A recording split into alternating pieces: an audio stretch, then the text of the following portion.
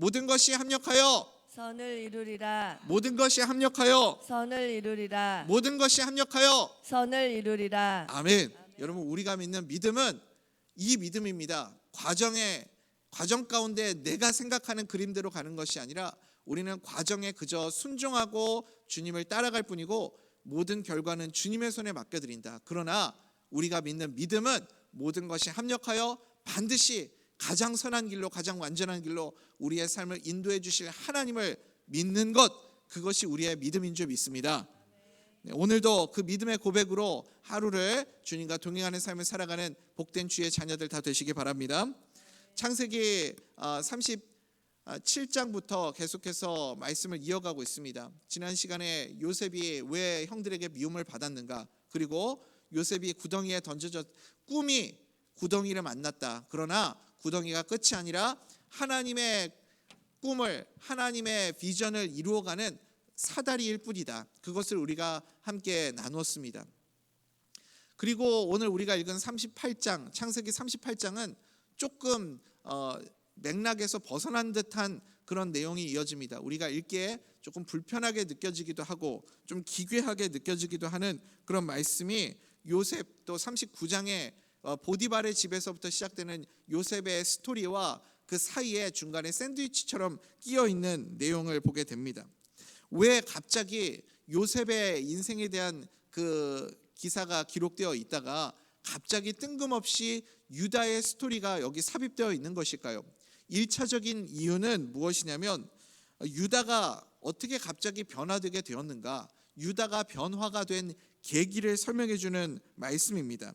창세기 38장 이후에 유다의 역할이, 이 이스라엘 가문에서, 야곱의 가문 가운데서 유다의 역할이 상당히 중요해지기 때문에 그렇습니다. 이제 유다가 가족 간의 중재자의 역할을 감당하기도 하고 또 요셉을 만날 때 희생을 자처하기도 하고 그러지 않습니까? 그래서 유다가 이제부터 명실공히 야곱의 아들들 중에 영적인 장자 역할을 감당을 하게 되는 겁니다. 만약에 이 창세기 38장이 없다면 왜 갑자기 유다가 이렇게 변했어?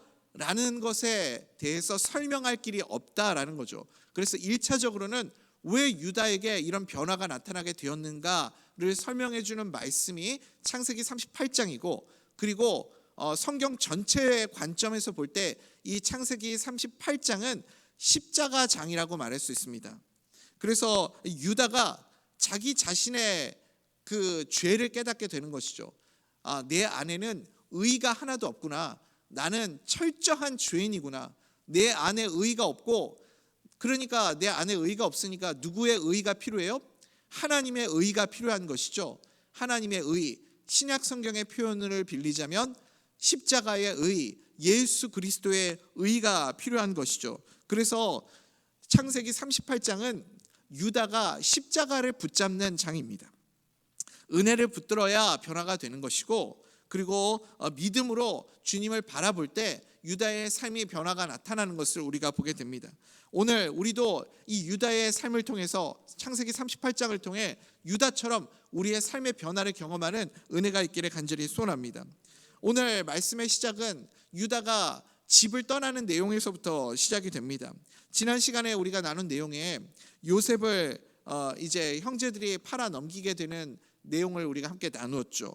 요셉을 팔자, 요셉을 이스마엘 상인들에게 팔아 넘기자라고 제안을 한 사람이 누구였죠, 여러분? 그게 유다였습니다. 우리 창세기 37장 26절 말씀 한번 읽어볼까요? 시작. 유다가 자기 형제에게 이르되 우리가 우리 동생을 죽이고 그의 피를 덮어둔들 무엇이 유익할까? 아멘. 그렇게 자기 동생을 또 이스마엘 상인에게 팔아 넘기게 되고, 그리고 자기 아버지를 속이죠. 동생 요셉이 입고 있던 그 채색 옷을 벗겨서 거기다가 짐승의 피를 묻히고 동생이 죽었다, 이 짐승에게 습격을 당해서 죽임을 당했다, 이런 거짓말을 하게 됩니다. 그래서 아버지가 야곱이 그 모습을 보고 식음을 전폐하고 굉장히 힘들어하고 괴로워하고 그러지 않습니까? 이때 유다의 마음이 어땠을까요? 엄청난 죄책감이 들었을 겁니다. 아버지를 볼 낯도 없을 것이고 형제들을 보면 자기가 저지른 그 잘못이 생각나니까 힘들었을 것이고, 그래서 그 집안에 있는 어색한 분위기, 얼마나 이 집안이 힘들었겠어요. 분위기가. 그것을 견디지 못하고 집을 떠나게 되었던 것 같습니다. 그래서 오늘 1절에 보니까 그냥 집을 떠났다라고 하는 것이 아니라 형제들로부터 떠났다 이렇게 말씀하고 있어요. 우리 1절 말씀 한번 볼까요? 시작. 그 후에 유다가 자기 형제들로부터 떠나 내려가서 아둘람 사람 히라와 가까이 하니라. 네, 이 유다의 모습이 누가복음 15장의 탕자의 모습과 상당히 흡사하다는 생각이 들어요. 이 유다가 지금 아둘람 사람 히라라는 그 사람이 소개가 되고 있는데, 이 아둘람 사람 히라하고 이방 사람하고 친구가 되어서 방랑을 하게 됩니다. 오늘 말씀을 보니까 1절, 12절, 20절에 계속해서 이 아둘람 사람 히라가 등장을 하죠. 유다가 이런 신앙이 없는 사람과 어울리면서 이 탕자처럼 그렇게 방랑하고 방황하는 삶을 살아가게 됩니다. 그러다가 가나안 사람 수아의 딸, 이름이 없어요. 성경에 이름도 소개되지 않습니다. 가나안 사람 수아의 딸이라는 어떠한 여인을 만나서 그때부터 동거를 하기 시작합니다. 결혼도 안 했어요. 그냥 동거를 한 거예요. 그러면서 아들 셋을 낳습니다. 누구를 낳죠? 엘, 오난, 셀라, 이렇게 아들 셋을 낳습니다. 오늘 5절에 보니까 셋째 아들 셀라를 낳고 거주하게 된 데가 거십이라는 곳이었습니다. 여기 나오는 이 거십이라는 지명은 히브리어로 실망시키는 곳이라는 의미를 가지고 있어요. 그러니까 이 장소가 상징적인 의미를 가지고 있죠. 어떤 뜻입니까? 내 마음대로 살았어요. 내가 하고 싶은 대로 살았습니다. 너무 괴롭고 힘들어서 집을 떠났더니 어떻게 되었다고요? 더 괴롭고 더 힘들게 되었다라는 겁니다. 답답해서 집을 떠났는데 더 답답해졌다, 이런 의미인 거죠. 우리가 이런 것을 경험할 때가 참 많습니다. 대전명성교회라는 이 울타리가 있지 않습니까? 너무 답답하고 힘들어서 대전명성교회를 떠나고 싶을 때가 있죠. 그런데 떠났더니 내 삶에 더 어려운 일들이 찾아올 때가 있습니다. 우리가 신앙을 버리고 이렇게 떠나고 싶을 때가 있습니다. 모든 것이 이렇게 나를 힘들게 하는 것 같고, 그래서 잠시 좀 저는 자체 방학을 좀 하겠습니다. 저는 온라인으로 그냥 이렇게 예배드리고 좀 잠시 좀 관계를 끊고 지내겠습니다. 이렇게 멀어지면서 그때부터 자유로워지는 것이 아니라 오히려 삶에 여러 가지 더 일들이 꼬이게 되고 어려움이 찾아오는 것을 보게 됩니다. 왜냐하면 내 삶의 우선순위가 정확하게 잡히지 않을 때 우리 인생이 꼬이게 될 확률이 크기 때문에 그렇습니다. 그래서 오히려 그런 순간서부터 모든 것이 더 뒤죽박죽이 돼버리고 꼬이고 복잡하고 힘든 일이 생길 수 있다는 거죠. 우리가 유다를 통해서 그런 것을 확인할 수 있습니다. 유다가 큰아들 엘을 이제 다말이라는 이방 여인에게 장가를 보냅니다. 그런데 어떠한 이유인지는 모르겠어요. 성경이 명확하게 설명하지 않습니다. 그런데 하나님 보시기에 이 첫째 아들 엘이 하나님 보시기에 악하여서 그 아들을 죽게 하십니다. 그래서 하나님이 그 생명을 거두어 가시는 바람에 당시에는 형사 취수 제도라는 게 있었죠. 형사 취수 제도, 형이 죽으면 취수, 형수님을 이제 동생이 취하게 된다라는 그런 제도인 거죠. 그래서 둘째 아들 오난의 아내가 됩니다. 근데 이 오난도 굉장히 이기적인 사람이었어요. 어차피 내가 형수님하고 이제 아이를 낳게 되면 이 아이는 내 아들이 아니라 내 형의 씨가 되는 것이구나. 그래서 이 오난이 아들을 낳기를 거부를 하죠. 그것이 하나님 보시기에 굉장히 악하게 보였습니다. 그래서 이 오난도 죽게 되었습니다. 이 유다의 마음속에 어떤 생각이 들었겠어요? 이 다말이라는 여인이 이방 여인을 이제 며느리 삼아서 큰아들 장가를 보냈더니 큰아들 죽고, 둘째 아들한테 또 넘겨줬더니 둘째 아들 죽고, 그러니까 이거는 뭐 그냥 생각하기를 야, 저 여자는 내 아들들을 다 죽이는 여자고, 이런 생각이 들지 않았겠어요? 그러니까 셋째 아들한테 주고 싶은 생각이 안 들었겠죠.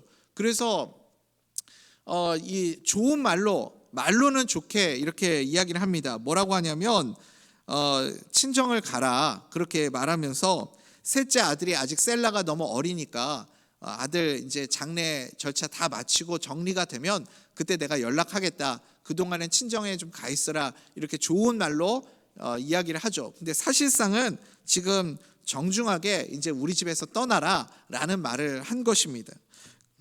그리고 난 다음에 설상가상으로 어떤 일이 일어났어요? 이 유다의 아내, 그러니까 이름은 나오지 않는데 이 가나안 사람 수아의 딸, 이 아내가 또 어떤 일로 죽게 됩니다. 집을 떠나서 좀 삶의 마음에 평안이 있고 자유로움이 있고 그런 생각들이 있기를 기대했는데 첫째 아들 죽고 둘째 아들도 죽고 자기 아내도 죽고 이런 비극이 일어나게 되었습니다. 어쩌다가 이런 일이 일어났을까요? 어디서부터 잘못된 걸까요?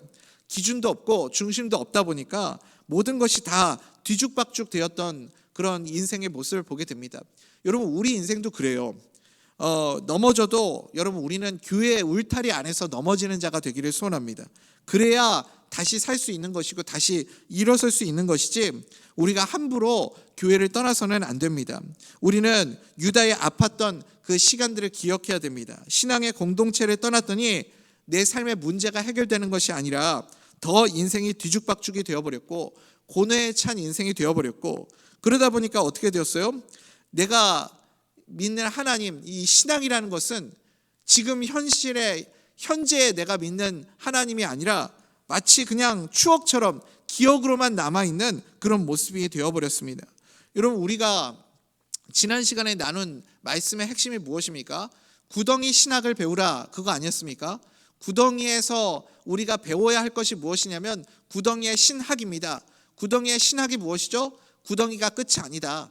구덩이에서도 믿음으로 주님을 바라보면 거기에서부터 하나님의 역사가 시작된다.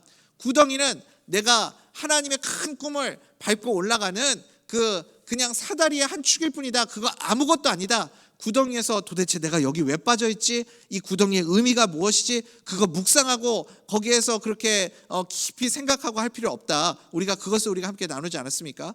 지나가고 나면 깨달음이 온다. 마지막에 깨달음은 오는 것이지 구덩이에서는 깨달음이 오지 않으니까 구덩이가 빨리 지나갈 수 있도록 우리는 주님을 바라보면서 힘을 내서 또 주님과 동행하는 삶을 살아가야 한다. 그것을 우리가 함께 나누지 않았습니까? 그것이 구덩이의 신학이고 구덩이에서 우리가 깨달아야 할 신앙의 모습입니다. 유다가 동생을 구덩이에 집어 던졌죠. 그런데 자기 인생을 뒤돌아보니까 자기가 어디 있는 거예요? 자기도 구덩이에 빠져 있는 거예요. 내가 지금 구덩이에 던져져 있구나. 그것을 확인하게 된 거죠. 비록 지금 유다가 구덩이에 빠져진 인생이 되었지만 여러분, 유다 역시 여기에서 유다의 인생이 끝이 나는 게 아니죠, 여러분? 오늘 여러분 비가 와서 그런가요? 오늘 창세기 38장에 보면요, 구덩이에 빠져있는 두 인생을 만나게 됩니다. 구덩이에 빠져있는 두 인생 누구죠? 한 사람은 유다고 또 다른 한 사람은 이 유다의 며느리인 다말이라는 사람이에요. 둘 다 지금 구덩이에 빠져져 있는 거죠.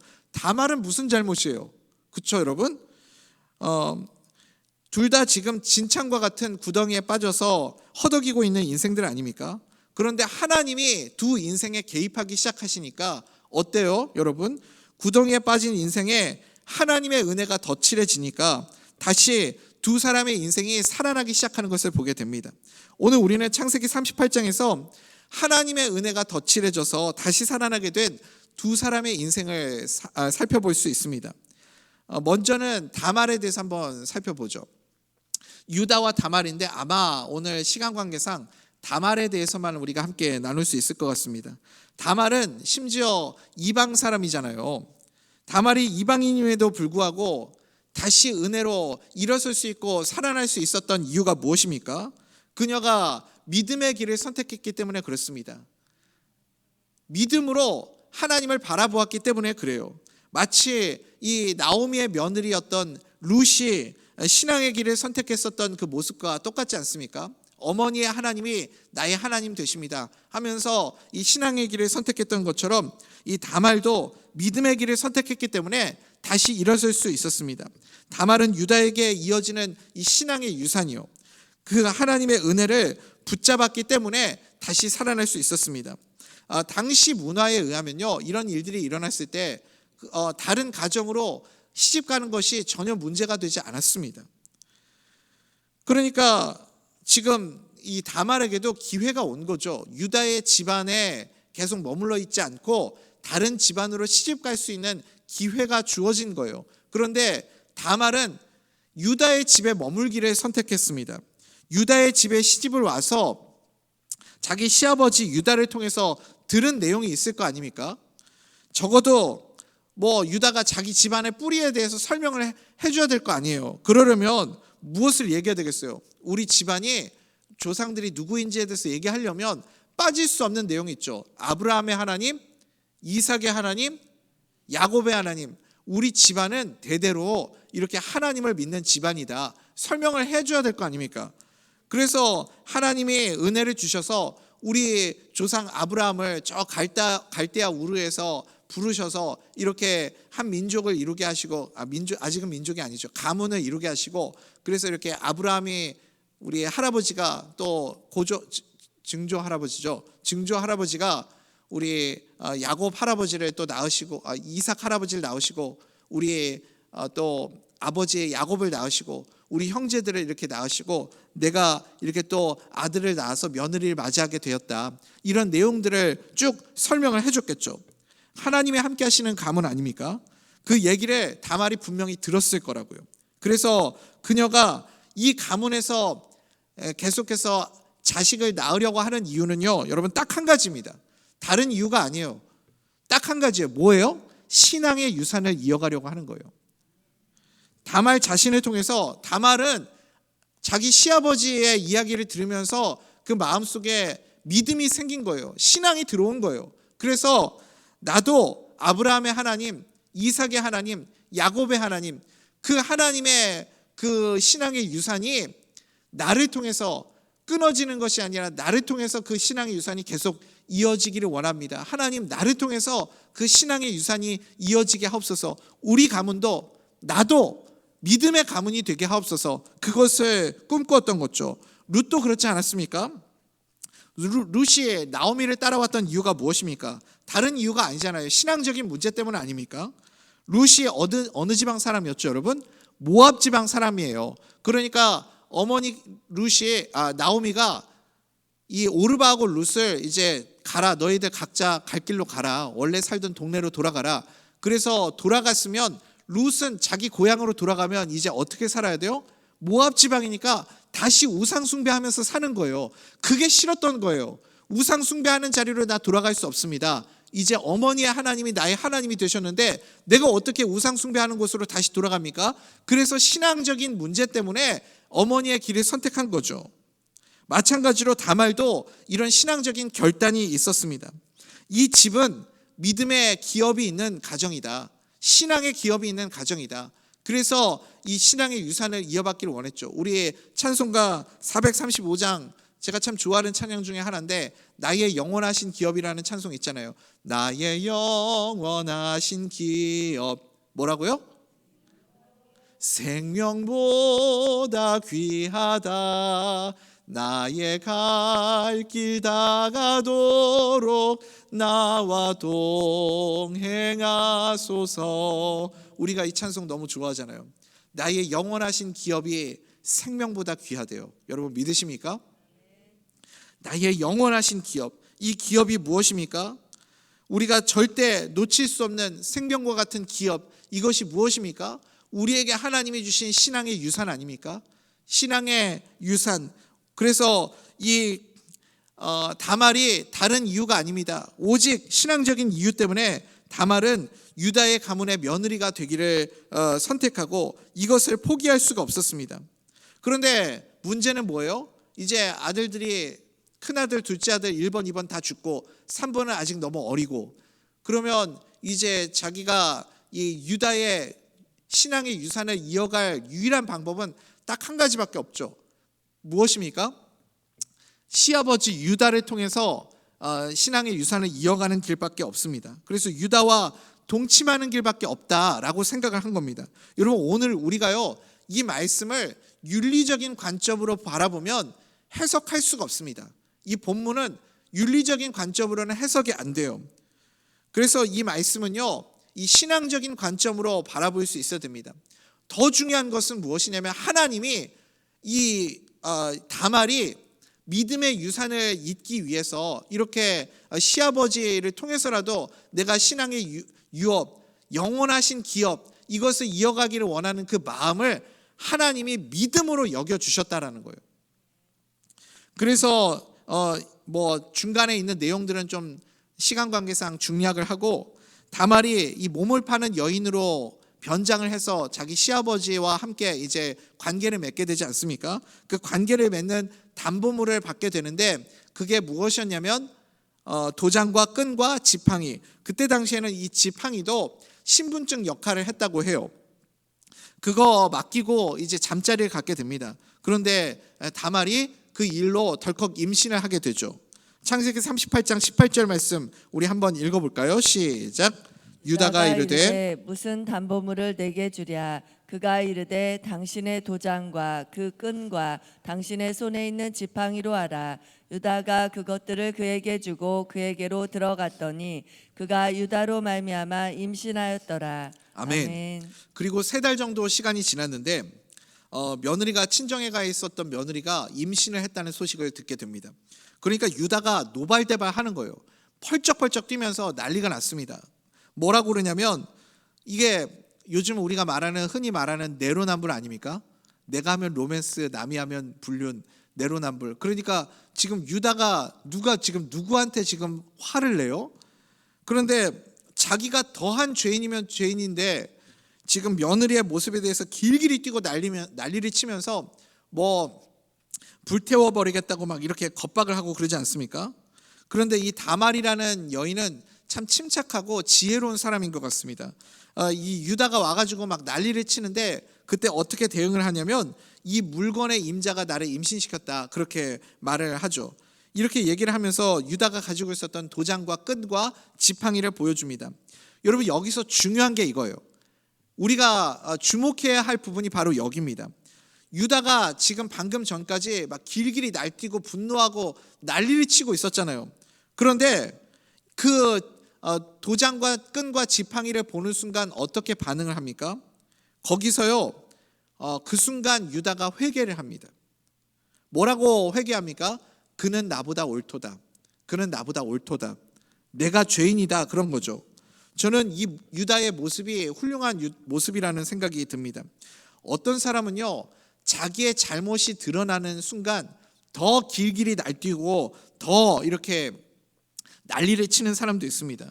그런데 유다는요 자기의 잘못을 이렇게 드러나는 순간 바로 그것을 수용하고 바로 인정하고 회개하는 모습을 보입니다. 그게 사실은 정말 훌륭한 인품이라는 생각이 듭니다. 그리고 이게 정말 아름다운 믿음의 자세죠. 그리고 난 다음에 더 이상 이 유다는 며느리하고 관계를 맺지 않습니다. 그 이후로 며느리가 쌍둥이를 임신해서 아들 둘을 낳죠. 베레스하고 또 세라 둘을 낳습니다. 그리고 이 큰아들 베레스가 예수님의 족보를 이어가게 됩니다. 성경은 이 다말이 선택한 이 믿음의 선택을 신앙의 유산을 잇기 원하는 이 선택을 믿음의 선택이었다 그렇게 평가하고 있습니다. 룻기 4장 12절에서 이렇게 말씀하지 않습니까? 룻이 보아스를 통해서 이제 아기를 갖게 되었을 때 그때 많은 사람들이 이 룻을 칭찬하면서 이렇게 노래합니다. 룻기 4장 12절 말씀 우리 한번 읽어볼까요? 시작.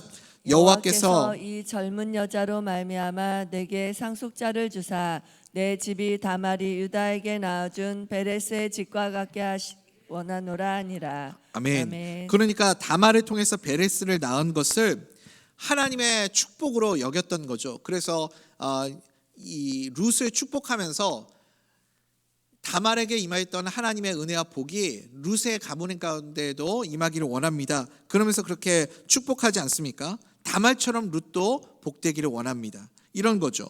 그러니까 이건 하나님이 인정하시는 믿음을 선택한 행위라는 겁니다. 그리고 마태복음 1장에도 예수님의 족보에 이 다말의 후손인 베레스를 통해서 예수님이 나오게 되었다 이렇게 말하고 있습니다. 신약 성경을 보면 이 다말하고 제일 비슷한 여인이 누굴까 제가 좀 생각을 해보았습니다. 다말하고 제일 비슷한 상황 속에서 있었던 사람이 누굴까? 저는 이 수로보닉의 여인이 아닐까라는 생각이 듭니다. 수로보닉의 여인의 믿음도 어떤 믿음이었습니까? 최악의 악조건임에도 불구하고 끝까지 포기하지 않고 은혜를 붙잡는 믿음이었습니다. 예수님이 계속해서 거절하고 밀어내잖아요. 거절하고 듣기 싫고 자존심 상하는 말도 막 하는 거죠. 내가 이 자녀에게 줘야 될 떡을 개들에게 줄 수 없다. 개라고 막 말하면서 그렇게 그 여인을 무시하고 이렇게 밀어냅니다. 그런데 이 여인이 끝까지 주님 앞에 나와서 뭐라 그래요? 개들도 주인의 상에서 떨어지는 부스러기를 먹습니다. 나에게 그 부스러기 은혜라도 허락해 주시옵소서 하면서 끝까지 매달리는 거예요. 이게 끝까지 매달릴 수 있는 것도 여러분 사실은 하나님이 은혜를 주시니까, 성령님이 끝까지 매달릴 수 있는 은혜를 주시니까 끝까지 견딜 수 있는 거죠. 그러니까 이 여인의 마음속에 은혜가 이미 있었던 거예요. 은혜의 믿음. 그래서 주님께서 끝까지 믿음으로 버틴 이 수로보닉의 여인에게 이제 말씀하시잖아요. 뭐라고 말씀하세요? 내 믿음이 크도다. 그러시면서 어떤 일이 일어나죠? 병고침도 받고 그리고 구원도 받고 모든 하나님의 은혜와 복을 받아 누리는 그런 축복의 사람으로 변화가 되지 않습니까? 저는 이 다말의 모습도 똑같다는 생각이 듭니다. 최악의 조건이었죠. 구렁텅이에 빠져 있는 상황이었죠. 구덩이에 던져진 입장 아닙니까? 그런데 끝까지 믿음을 붙잡는 거예요. 끝까지 믿음을 지키는 거예요. 결코 믿음을 저버리지 않았습니다. 어떤 상황과 조건에도 핑계대지 않고 끝까지 믿음을 놓치지 않았습니다. 그러니 다말의 믿음은 무엇입니까? 끈기 있는 믿음, 끝까지 은혜를 놓지 않는 믿음의 사람이었습니다. 이것이 다말의 믿음이었고 수로보닉의 여인의 믿음이었습니다. 우리 사랑하는 대전명석교 성도님들, 오늘 이제 말씀 맺겠습니다. 우리가 어느 순간이든지 구덩이에 던져졌든지 아니면 어떤 최악의 상황에 있든지 끈질기게 믿음을 붙들 수 있는 다말과 같은 믿음의 사람 되기를 간절히 소원합니다. 우리가 마지막까지 붙잡아야 할 믿음의 자세가 바로 이것입니다. 우리를 미혹하고 우리를 실족하게 하는 자들이 얼마나 많이 있습니까? 마지막 때가 가까워올 때 이런 일들이 많이 있다.